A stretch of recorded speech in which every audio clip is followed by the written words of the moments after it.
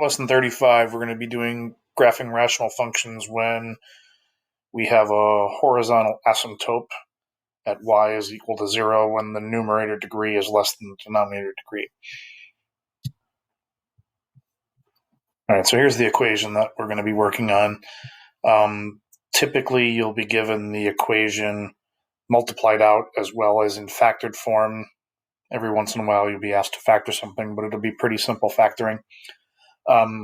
Each one has its advantages for when we're graphing these, so I'll refer back to both of these as we go through. All right, so step number one, you're going to find the x-intercepts and determine whether it bounces or crosses at those x-intercepts. So if you remember from lesson 34, x-intercepts come from your numerator. So you would say x minus 2 has to equal 0, which would give you an x-intercept at 2. So the point 2, 0. And it's going to cross at that spot because this is x minus 2 to the first power. And if you remember, when you have odd exponents, then it crosses, and if it's even exponents, it'll bounce. I'll show you an example of one that bounces later on. Then the y-intercept is to plug 0 in for the y's. I find it easier to plug the zeros into the original equation, not the factored one, but it doesn't matter. You'll get the same thing either way. So when you plug in zeros, you'll get negative 2/4, which would reduce to 1/2. So we have the point 0, 1/2. So I took and plotted both of those points here on the graph. All right, next up is to find the vertical asymptotes. So vertical asymptotes and holes. So vertical asymptotes are what makes your denominator equal to 0 when it doesn't match with anything in the numerator. So you see, because we have x minus 4 and x plus 1, and then this x minus 2, nothing matches from top to bottom, so we're not going to have any holes. So we'll have two vertical asymptotes in this case. One when x plus 1 is equal to 0, and one when x minus 4 is equal to 0, so negative 1 and x equals 4 for our two vertical asymptotes. Make sure when you're listing these that you call them x is equal to. So I took and I plotted both of those here and here.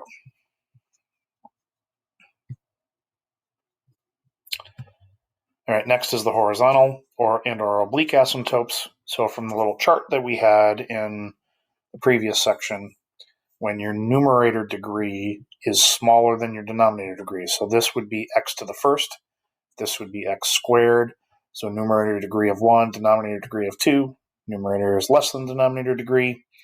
So you're automatically going to have a horizontal asymptote at y is equal to 0. So I took and I filled that in all the way across here.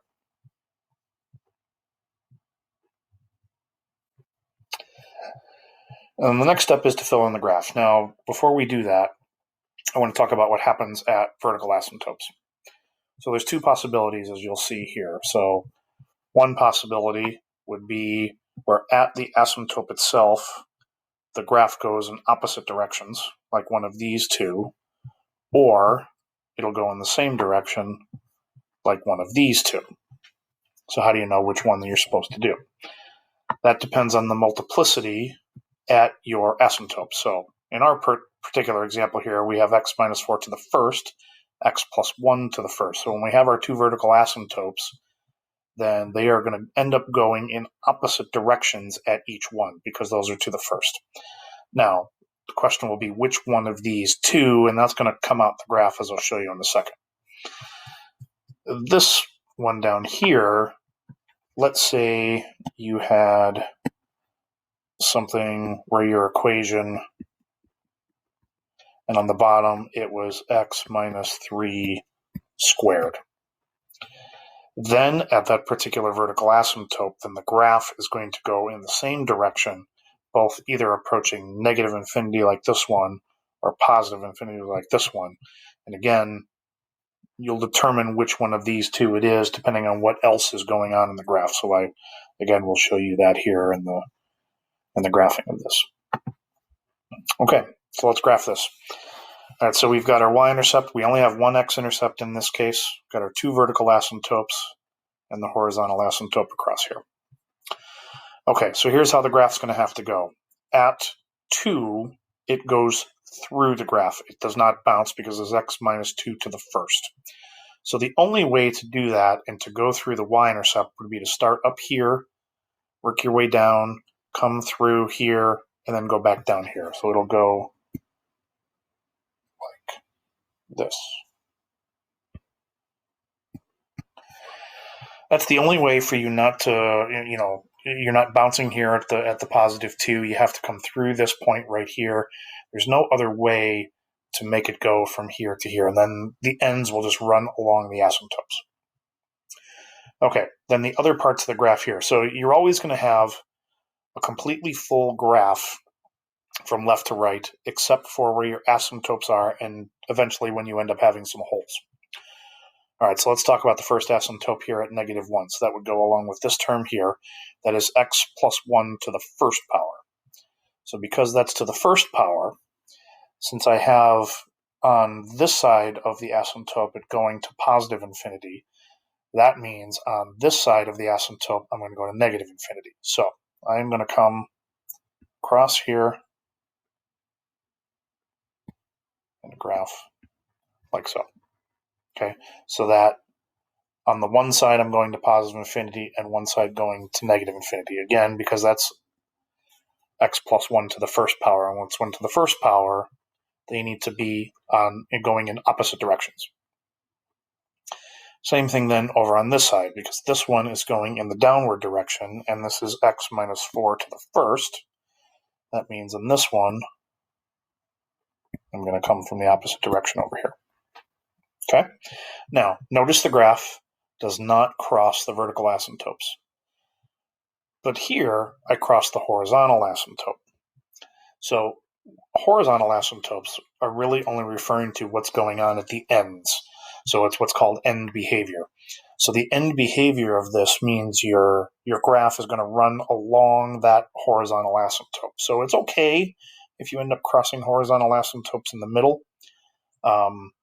somewhere, but you're just going to run along them here at the ends. Vertical asymptotes you're never going to cross. Okay, let's do another example here. So with this one, again, here's the factored form of it. I wouldn't expect you to be able to factor that. That's something that I will give to you. So now on this one, we have even exponents in a couple of spots here. So I'm going to show you how that'll work when you're graphing those. Okay, so let's find our pieces. X-intercept, numerator equal to 0. So you're going to get -2 on that one. Because it is squared, that means we bounce at that spot. Y-intercept, when I plug 0 in for all of the x's, you'll end up with 4 over 4, which is 1. So you get a y-intercept of 1. Nothing matches top to bottom here, so there are no holes. We'll have two vertical asymptotes, one at +1, one at -4. And then a horizontal asymptote at y equals 0 because the degree of the numerator of 2 is smaller than the degree of the denominator of 3. So that's automatically y is equal to 0. So if you want to take a moment to pause the video to copy all that down, I am now going to show you how to graph it.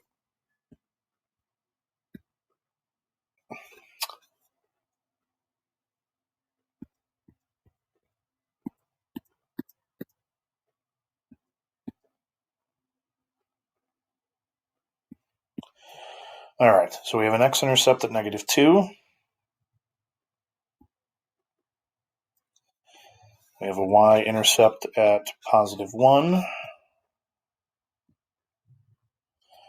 We have a vertical asymptote at -4. And we have vertical asymptote at +1.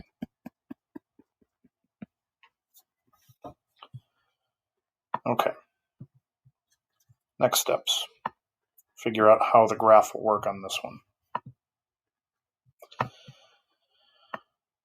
All right, unlike the last one, on this one, at our x-intercept, we're going to bounce at that spot.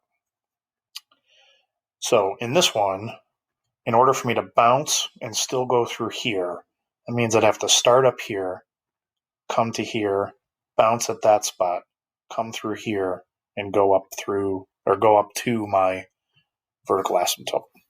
Okay, so I'm going to start over here, to here, bounce, come through here, and work my way up, like so. All right, to the left side of that vertical asymptote. So that would be the x plus 4 to the first. So because that's a 1, that would be an odd number. That means that because this one goes up, that means this one needs to come from down here. Oops, I never drew in the horizontal asymptote.